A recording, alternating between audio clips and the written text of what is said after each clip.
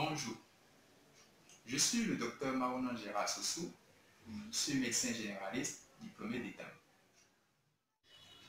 C'est évident, la vie n'est pas belle après le bac. Il faudra trouver son chemin et garder ses objectifs en vue. Au nouveau bachelier, je vous dis félicitations, vous avez obtenu le premier diplôme universitaire. Mais attention, ce n'est que le premier diplôme universitaire. Il y en a plein d'autres. Vous devez avoir du courage, de la persévérance et la prière. Tous, ici c'est Romuald Benou, je suis juriste titulaire d'un master 2 droit privé fondamental. Je suis actuellement dans un cabinet d'avocats et j'ai obtenu mon bac courant l'année 2013 et je suis là pour vous parler de mon expérience par rapport au choix de la discipline à faire après l'obtention du bac.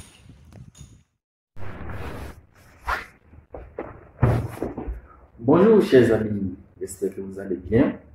Moi c'est M. Emmanuel Moui, promoteur de la société Super Horizon et formateur d'entrepreneuriat. Mais à vous qui avez eu le bac cette année 2020, j'adresse toutes mes félicitations. Et je vous envoie cette petite vidéo et je vais partager avec vous quelques expériences et donner quelques conseils pour pouvoir vraiment trouver sa voie. Il est vrai que nous ne trouvons pas notre voie en un seul coup. C'est vrai que ce n'est pas du jour au lendemain. Ce n'est pas dans 1 mois, 2 mois, 3 mois, 4 mois, 5 mois, 6 mois, ou voire 1 an même. Vous voyez, souvent certaines personnes choisissent une carrière, mais finissent par travailler dans une autre. Pourquoi? À cause des difficultés que la vie présente, à cause souvent des opportunités ratées, à cause même souvent de l'âge trop avancé. C'est possible. Alors pour les nouveaux bacheliers, je pense que c'est le moment de réfléchir, de faire des examens de conscience, des bilans. Mais du point de vue de mon expérience, la question qu'on doit se poser est multiple. Il faut d'abord ne pas faire du suivisme. Parce que mon ami est en train de faire le droit, je veux faire le droit. Parce qu'il fait la médecine, je veux faire la médecine. Donc éviter le suivisme. Ensuite, il faut tenir compte de ses atouts, de ses compétences. Voir si l'on réagit mieux dans telle ou telle matière. Et c'est ça qui va nous aider.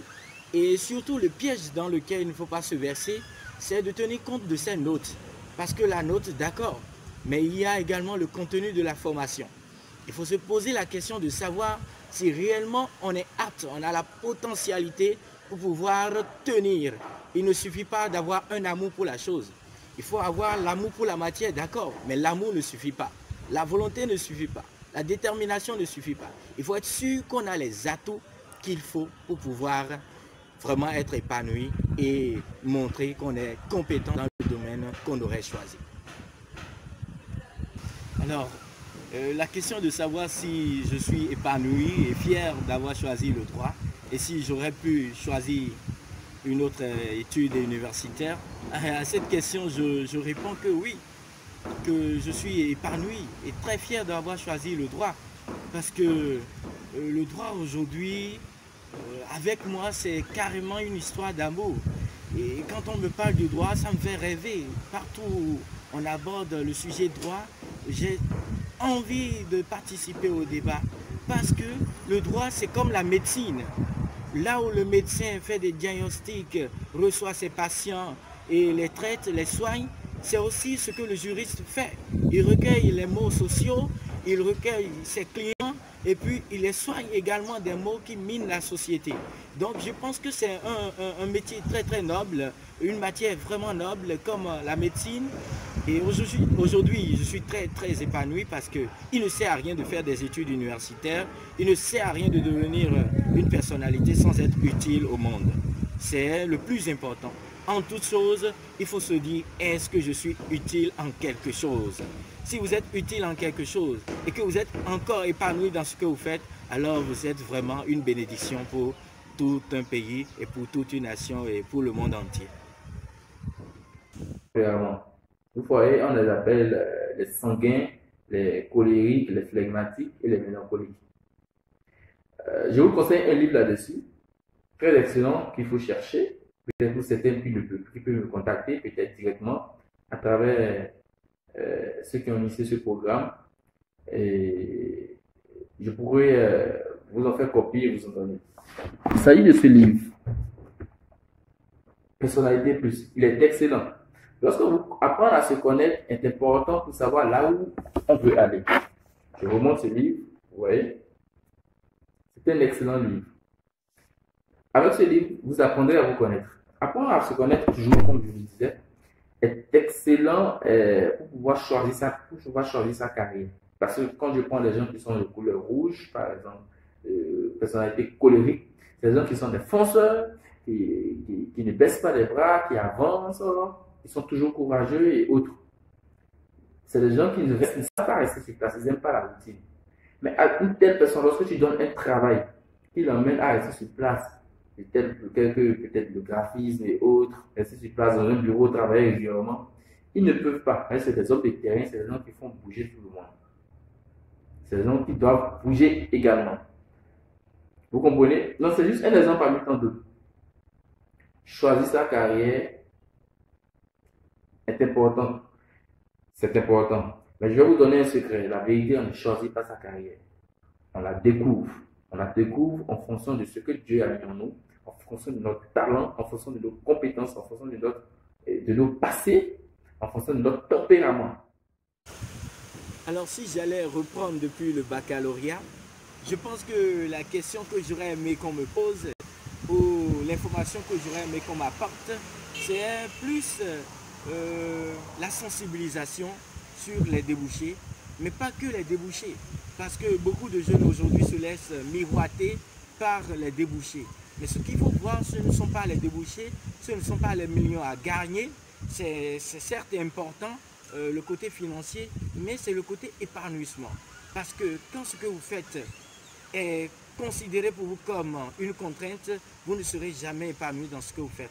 Mais quand ce que vous faites, vous prenez du plaisir à le faire et que vous y gagnez aussi côté financier, je pense que votre vie ne serait que bonheur. Donc, je voudrais que cela soit en réalité une méthode pour sensibiliser déjà les jeunes qui sont en classe de première, pourquoi pas, pour leur dire voilà, vous avez tel débouché, mais attention, il faudrait que vous ayez les aptitudes pour tenir ces débouchés et que vous ayez également l'amour pour pouvoir accomplir, car le travail n'est pas facile et n'est non plus difficile. Alors pour les nouveaux bacheliers, pour mes jeunes frères, je leur dis d'abord félicitations pour avoir décroché leur premier diplôme universitaire. Et je leur dis pas de panique, ils n'ont qu'à être sereins. Je leur dis aussi de ne pas se précipiter. Parce que la précipitation est l'un des mots qui mine la jeunesse aujourd'hui. Ne pas se précipiter, de prendre des conseils de part et d'autre, mais de faire un sondage, de demander à des personnes âgées, expérimentées, pour qu'ils puissent les guider. Mais toutefois, la dernière décision leur revient de droit. Et il ne faudrait pas qu'ils se laissent influencer par les parents et amis dans le choix qu'ils ont à opérer. Il faudrait réellement qu'ils puissent, en leur âme et conscience, décider, faire un sondage, un examen, un bilan approfondi afin que leur choix ne soit vraiment coloré de succès au bout du rouleau. Car si à la fin on se dit si je savais, cela voudrait dire que le choix a été mal opéré depuis le début. Alors courage à eux et que leur étude universitaire soit à l'image de la brillante étude qu'ils ont effectuée depuis le collège. Merci. Des réussites. Regardez tous ceux qui vont à l'école. Combien parmi eux réussissent dans la vie? Certes, on peut avoir du succès, mais pas de la réussite.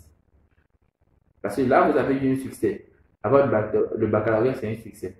Mais ce n'est pas une réussite. Réussir sa vie, c'est faire ce pourquoi Dieu vous a conçu, Dieu vous a créé de faire. Vous avez tout en vous, comme une graine d'haricot. Dans cette graine se trouvent des milliers d'haricots. Mais quand elle pousse, il faut l'arroser, l'entretenir. Donc, ce que je veux vous emmener, je veux vous faire comprendre, c'est d'abord de demander à Dieu de vous accorder la grâce de découvrir ce domaine-là. de regarder en vous, d'acheter ce livre, de le chercher, vous le trouverez, il n'est pas perdu. Dans plusieurs bibliothèques de la place, vous en trouverez, et plutôt librairie, plutôt de la place, vous en trouverez.